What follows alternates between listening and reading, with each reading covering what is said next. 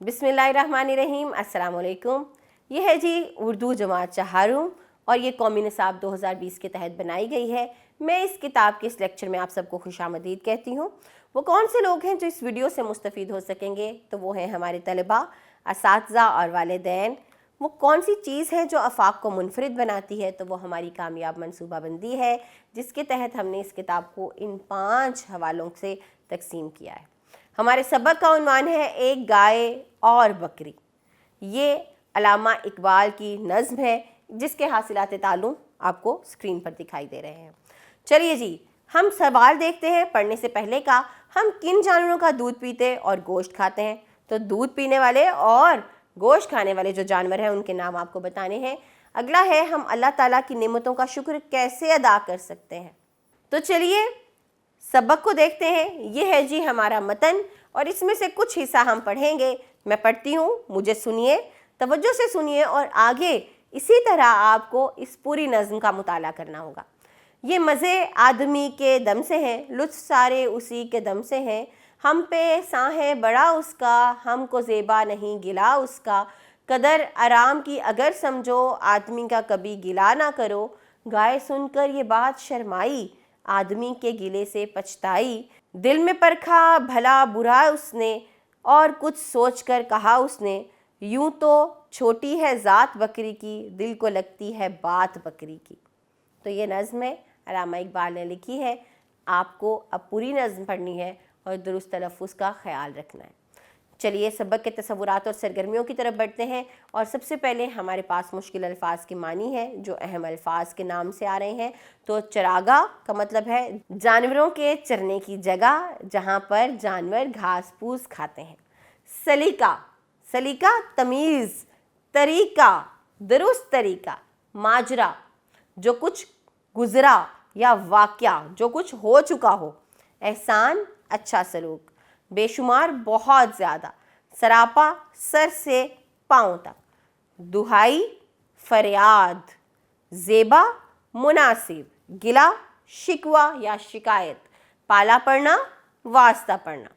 इसके बाद हमारे पास ये कॉलम की सरगर्मी है, जिसमें आपने मिसरों को इस तरह से मिलाना है कि एक शेर मुकम्मल हो जाए। जैसे पहला मिसरा है, ये मज़े आदमी के दम से है, लुत्फ़ सारे उसी के दम से हैं। तो ये मैंने इन दोनों मिसरों को मिलाया तो एक शेर मुकम्मल हो जाएगा। इसी तरह आप बाकी मिसरे पढ़िए और नज़्म के मुताबिक इन मिसरों को मुकम्मल करके शेर बनाइए। उसके बाद कसीरुल इंतखाबी सवालात हैं, जिसमें हमारे पास हर जुमले के आगे, हर सवाल के आगे 4 जवाबात हैं। आपको दुरुस्त जवाब का इंतखाब करना है। आगे हमारे पास लिखने की सरगर्मी आती है, जिसमें हमारे पास दर्ज झेल सवालात हैं। पहला सवाल है, बकरी की बात का गाय पर क्या असर हुआ? अगला सवाल है, गाय की बात सुनकर बकरी ने इससे क्या कहा? फिर ये मज़े आदमी के दम से हैं से क्या मुराद है? इस नज़्म में क्या अखलाक की सबक पोशीदा है? और अगर आप बकरी की जगह होते तो गाय से क्या कहते? वजह भी बताएं। तो इन सवालात को नज़्म की रोशनी में जवाबात दीजिए, तैयार कीजिए।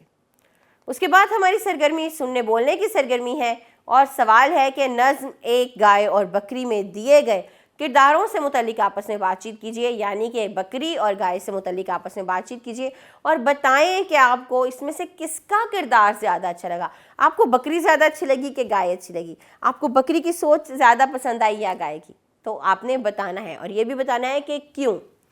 उसके बाद हमारे पास ज़ुबान शनासी है। तो ज़ुबान शनासी में हमारे पास तज़कीर व तानीस यानी मुज़क्कर मुअन्नस मौजूद है।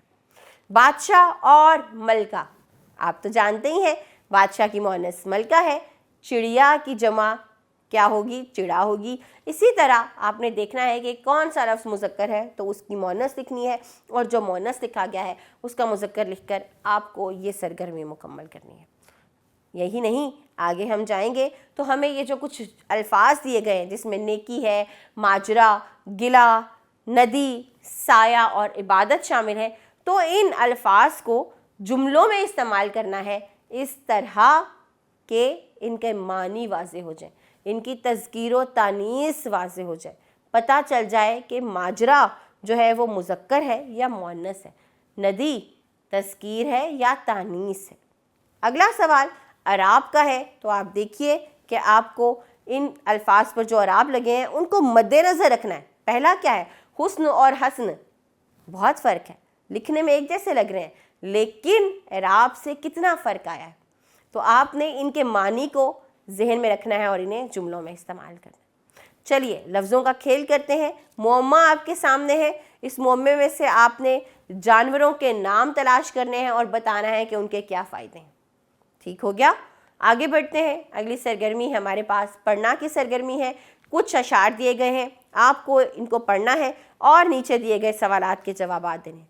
جیسے آتا ہے یاد مجھ کو گزرا ہوا زمانہ، وہ باغ کی بہاریں وہ سب کا چہچہانا، آزادیاں کہاں وہ اپنے گھونسلے کی، اپنی خوشی سے آنا اپنی خوشی سے جانا، وہ پیاری پیاری صورت وہ کامنی سی مورت، آباد جس کے دم سے تھا میرا آشیانہ، کیا بد نصیب ہوں میں گھر کو ترس رہا ہوں، ساتھی تو ہے وطن میں قید میں پڑا ہوں، اس قید کا الہی دکھڑا کسے سناؤں، ڈر ہے کہیں قفس میں غم سے مر نہ جاؤں۔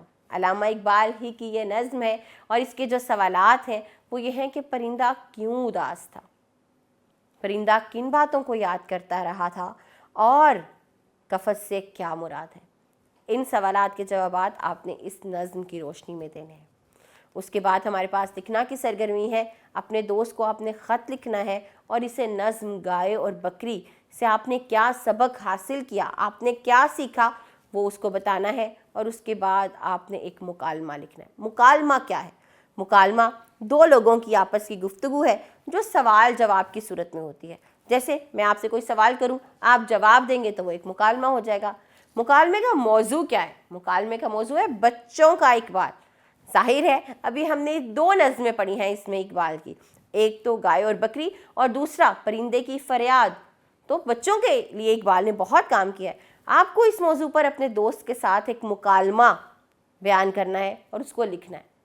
چلیے جی اگلی سرگرمی کی طرف بڑھتے ہیں جو مہارت حیات کی سرگرمی ہے، اور اس میں ہمارے پاس پہلا سوال یہ ہے کہ نظم جو گائے اور بکری ہے اس میں جو کردار ہے اس کو آپ نے یاد کرنا ہے، ان کا روپ دھارنا ہے اور کمرہ جماعت میں ٹیبلو کی طرح، ڈرامے کی طرح اس کو پیش کرنا ہے۔ پھر آپ کو اپنے کسی دوست کو امتحان میں کامیابی پر مبارکباد دینے کے لیے چارٹ پر خوبصورت رنگوں کی مدد سے کارڈ بنانا ہے اور اس پر نیک تمناؤں کا اظہار کر کے وہ کارڈ آپ نے اس کو دینا ہے۔ یہی نہیں، ہمارے پاس ایک اور سرگرمی بھی ہے کہ آپ نے اس فہرست کو پڑھنا ہے، یہ جو نرخ نامہ دیا گیا ہے اس کو پڑھنا ہے اور اس کے مطابق جو نیچے سوالات ہیں ان کا جواب دینا ہے۔ جیسے پہلے دیکھیے سبزی کے نام لکھے گئے ہیں اور آگے بتایا گیا ہے کہ کتنے روپے کلو ہے۔ مٹر 60 روپے کلو ہے، ادرک 200 روپے کلو ہے، بھنڈی 90 روپے کلو ہے۔ اور جب ہم سوالات کی طرف بڑھتے ہیں تو پہلا سوال ہی یہ ہے کہ بھنڈی کی کیا قیمت ہے، تو جی بھنڈی کی قیمت 90 روپے۔ سب سے سستی چیز کون سی تھی؟ تو سب سے سستی چیز مٹر تھی جو کہ 60 روپے کلو تھے۔ سب سے زیادہ قیمت کس چیز کی تھی؟ تو جی ہاں 210 روپے کے کلو ٹماٹر تھے۔ آہا ٹماٹر بڑا مزیدار، کہنے میں ہی آسان ہے بہت مہنگا۔ تو آپ نے اس نرخ نامے کے مطابق ان سوالات کے جوابات دینے ہیں۔ یہ ہمارے پاس مہارت حیات کی سرگرمی ہے۔ امید کرتی ہوں کہ آپ نے اس سبق کی تمام سرگرمیوں کو اچھے طریقے سے ذہن نشین کر لیا ہوگا اور اب وہ آپ کو پختہ ہو گئی ہوں گی۔ تو اس سبق یہیں پر ختم ہوتا ہے۔ اگلے سبق میں کچھ نئے تصورات کے ساتھ ملتے ہیں، تب تک اپنا خیال رکھیے گا۔ اللہ حافظ۔